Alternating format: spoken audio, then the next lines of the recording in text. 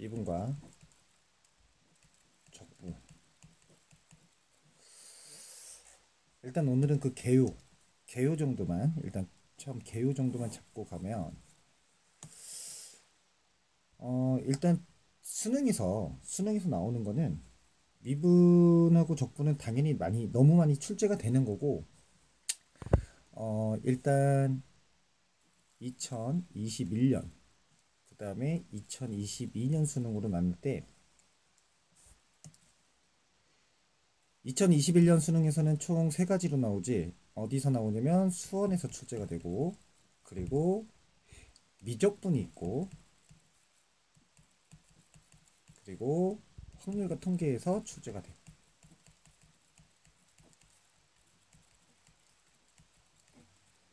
2022년 수능에서는 수원과 수투와 미적분 여기서 출제가 되지. 1년 만에 바뀌는 거고, 여기서 가장 큰 특징은 2020년도 수능에 비해서 2020년 수능에서 뭐가 빠지냐면 기하와 벡터가 빠지지. 기하와 벡터.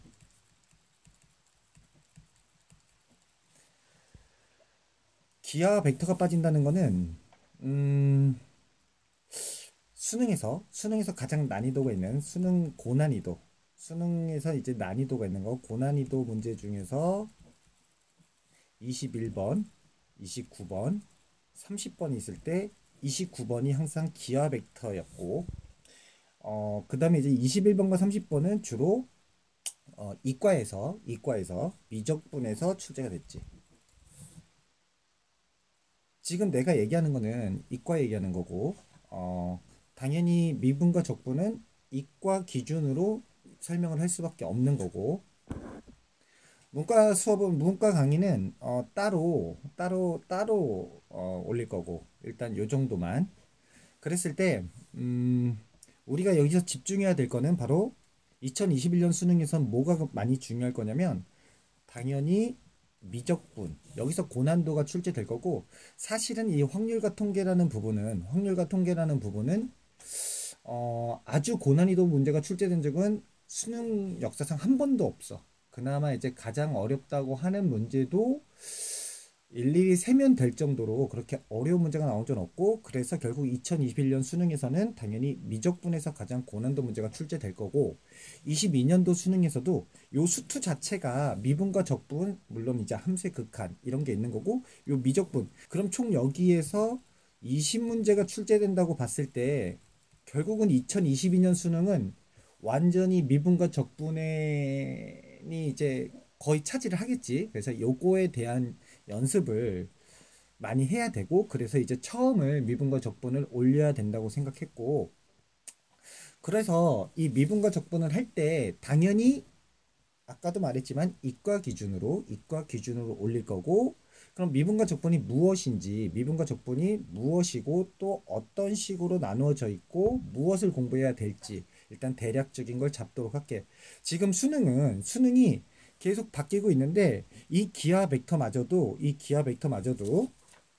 물론 기하 벡터를 너무 좋아해서 나는 하고 싶다라고 하면 요 미적분 대신 기하 벡터를 서로 바꿔서 할 수도 있고, 여기서도 서로 바꿔서 할 수 있다고 하는데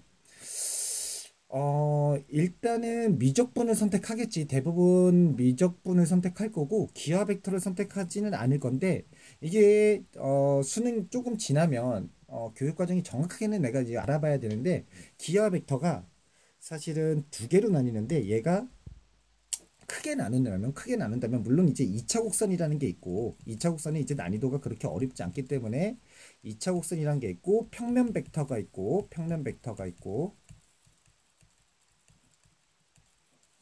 공간 벡터가 있는데, 물론 여기서 이제 가장 어려운 부분은 2차 곡선은 어려운 데가 아니고, 이게 크게 나눴을 때야. 크게 나눴을 때 2차 곡선과 평면 벡터와 공간 벡터가 있는데, 당연히 가장 어려워하는 부분은 요 공간 벡터겠지. 근데 이 공간 벡터마저도 뺀대. 그러면 요 두 개만 남는다면 나중에는 이 미적분 대신 요 2차 곡선과 평면 벡터만 있는 기하 벡터를 선택하는 사람들도 늘 수 있겠지. 물론 지금은 일단 당장은 2021년 수능과 2022년 수능에서는 주로 미적분 파트가 있을 거고, 그래서 나는 이제 미적분에 관한 얘기를 해야 되는데, 사실 고등학교 수학에서 고등학교 수학에서 가장 중요하다. 지금은 이제 더더욱 그런데 미적분이고 미분과 적분이고, 이 미분과 적분을 하기 위해서 특히 자연계는 이 미분과 적분하기 위해서 뭐가 필요하냐면 삼각함수, 지수함수,